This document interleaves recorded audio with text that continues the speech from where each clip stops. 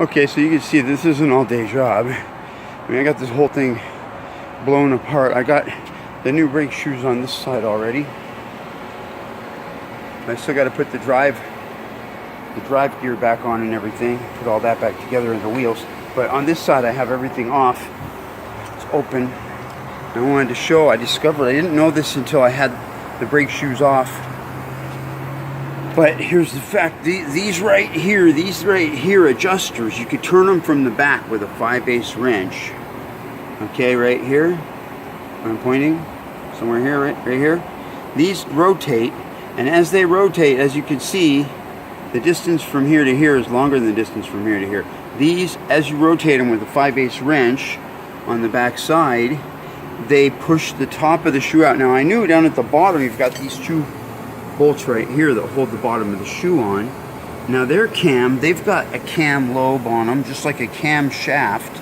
As you turn them, it'll kick the bottom of the pads out, but I didn't realize there was also an adjustment up here at the top.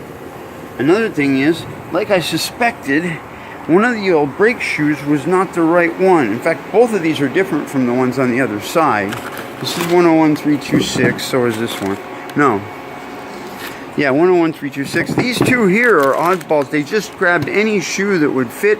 It looks like they even had to grind the hole out to make it work. And then because this shoe isn't even the same size as these, okay, it's the same curvature maybe, but it's not the same. It's not the same length from here to here, from the bottom. It's a smaller shoe, so it was trying to do most of the braking up in this area right here. And once that wore out, then there was no brakes, because once you lose the brake in the first place where it's braking, you're going to lose all the brakes, because then there's no more travel left. I mean, this piston was coming all the way out and then stopping, and then none of the others might have been going out a little bit, but this piston, with all the travel of the pedal, was being used up on this one piston. In fact, if anything, it was overextending.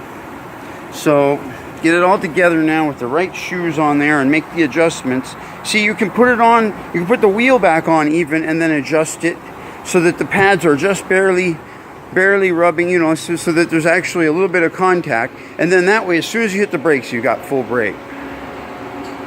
Because, you know, you got to overcome that ridge. And it turns out there's probably about a 1/16 of an inch ridge on the inside of this wheel. So I have to put the pads on loose to start with. I mean, you know, I'll put them on as open as I can and still get the wheel on. Freaking wheel weighs 100 pounds, so, you know, you do the math. I'm going to leave, you know, just enough clearance to get the wheel on. Then I'm going to open them all up slightly, and we should be doing good then.